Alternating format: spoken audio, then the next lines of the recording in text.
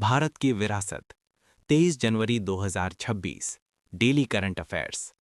नमस्कार दोस्तों, आज हम पढ़ेंगे 23 जनवरी 2026 के दैनिक करंट अफेयर्स जो UPSC, SSC, railway, banking, state PSC और सभी प्रतियोगी परीक्षाओं के लिए बेहद महत्वपूर्ण हैं।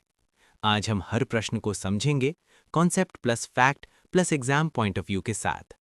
तो चलिए शुरू करते हैं। क्वेश्चन 1, पराक्रम दिवस कब मनाया जाता है? इसका सही उत्तर है 23 जनवरी। पराक्रम दिवस नेताजी सुभाष चंद्र बोस की जयंती के अवसर पर मनाया जाता है। भारत सरकार ने नेताजी के साहस, नेतृत्व क्षमता और राष्ट्रभक्ति को सम्मान देने के लिए 23 जनवरी को पराक्रम दिवस घोषित किया। ये दिन युवाओं में देशभक्ति और आत्म बलिदान की भावना जगाने का प्रतीक है। नेताजी से जुड़े कुछ महत्वपूर्ण स्टैटिक फैक्ट भी याद रखें।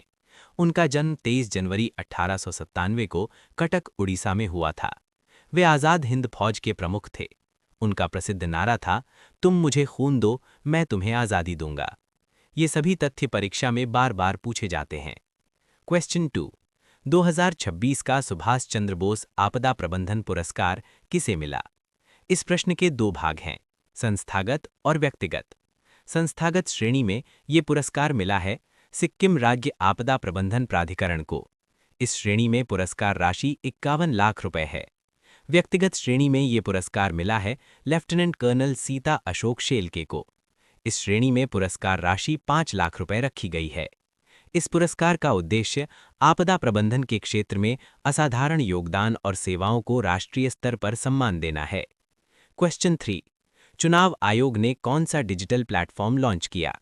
इसका सही उत्तर है ई-सी-नेट। ई-सी-नेट एक एकीकृत चुनावी सेवा डिजिटल प्लेटफॉर्म है जिसे भारत के चुनाव आयोग ने लॉन्च किया है। इस प्लेटफॉर्म पर मतदाता पंजीकरण, केवाईसी सेवाएं और 40 से अधिक चुनावी सेवाएं एक ही जगह उपलब्ध हैं। ई-सी-नेट की एक खास बात यह है कि ये 22 भाषाओं में उपलब्ध है। इसकी बीटा टेस्टिंग बिहार विधानसभा चुनाव 2025 के दौरान की गई थी। ये डिजिटल गवर्नेंस से जुड़ा एक बहुत महत्वपूर्ण टॉपिक है। क्वेश्चन 4, अटल पेंशन योजना किस वर्ष तक बढ़ाई गई? इसका सही उत्तर है 2030-31। अटल पेंशन योजना मुख्य रूप से असंगठित क्षेत्र के श्रमिकों के लिए बनाई गई है। इस योजना में आवेदन की आयु सीमा 18 से 40 वर्ष रखी गई है। इस योजना के तहत 1000 से लेकर 5000 रुपए तक मासिक पेंशन की सुविधा मिलती है। पेंशन का लाभ 60 वर्ष की आयु के बाद शुरू होता है। ये योजना सामाजिक सुरक्षा से जुड़ी एक महत्वपूर्ण सरकारी पहल है। क्वेश्चन 5, दूसरा वैश्विक बौद्ध शिखर सम्मेलन 2026 कहाँ आयोजित हुआ? इसका सही उत्तर है नई दिल्ली। ये सम्मेलन भारत मंडपम, नई दिल्ली में आयोजित किया गया। इस सम्मेलन की थीम थी सामूहिक ज्ञान, संयुक्त स्वर और सह अस्तित्व। बौद्ध धर्म से जुड़े कुछ स्टैटिक फैक्ट भी याद रखें। गौतम बुद्ध का जन्म 563 ईसा पूर्व। उनका पहला उपदेश सारनाथ और महापरिनिर्वाण कुशीनगर में हुआ था। यूपीएससी और स्टेट पीएससी में ये तथ्य बहुत उपयोगी होते हैं। क्वेश्चन 6, एशिया मैन्युफैक्चरिंग इंडेक्स 2026 में भारत की रैंक क्या है? इसका सही उत्तर है 6ठा स्थान। अन्य महत्वपूर्ण रिपोर्ट्स भी ध्यान रखें। नंबियो सेफ्टी इंडेक्स 2026 के अनुसार भारत का सबसे सुरक्षित शहर है मंगलुरु, जबकि दुनिया का सबसे सुरक्षित शहर है किंगदाओ, चीन। रिस्पॉन्सिबल नेशंस इंडेक्स में भारत की रैंक है 16वां स्थान। ऐसी रैंकिंग्स परीक्षा में अक्सर पूछी जाती हैं। क्वेश्चन 7, विजय हजारे ट्रॉफी किस टीम ने जीती? इसका सही उत्तर है Vidarbha.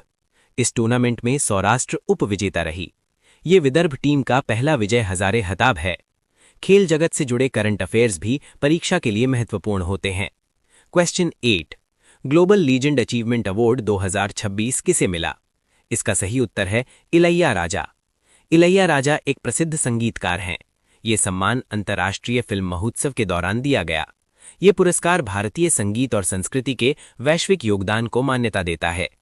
Question 9, striped tiger butterfly किसकी राज्य तितली बनी? इसका सही उत्तर है चंडीगढ़। पर्यावरण से जुड़े कुछ अन्य अपडेट्स भी ध्यान रखें। केरल पहला राज्य है जिसने स्टेट बैक्टीरियम घोषित किया। राजस्थान में कुंभलगढ़ को इको सेंसिटिव जोन घोषित किया गया। क्वेश्चन 10, राष्ट्रपति का पुलिस कलर अवार्ड पाने वाला 15वां राज्य कौन सा बना? इसका सही उत्तर है सिक्किम। ये पुरस्कार पुलिस बल के सेवा, शौर्य और वीरता का प्रतीक है। इस सम्मान को प्राप्त करने वाला सिक्किम भारत का 15वां राज्य बन गया है।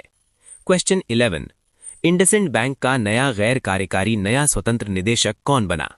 इसका सही उत्तर है अरिजीत बसु। वे एसबीआई के पूर्व एमडी रह चुके हैं। उनका कार्यकाल 3 वर्षों के लिए होगा। उन्होंने सुनील मेहता का स्थान लिया है। समापन। दोस्तों, अगर आपको ऐसे daily current affairs with detailed explanation पसंद आते हैं तो वीडियो को लाइक करें, चैनल को सब्सक्राइब करें और इसे अपने दोस्तों के साथ शेयर जरूर करें।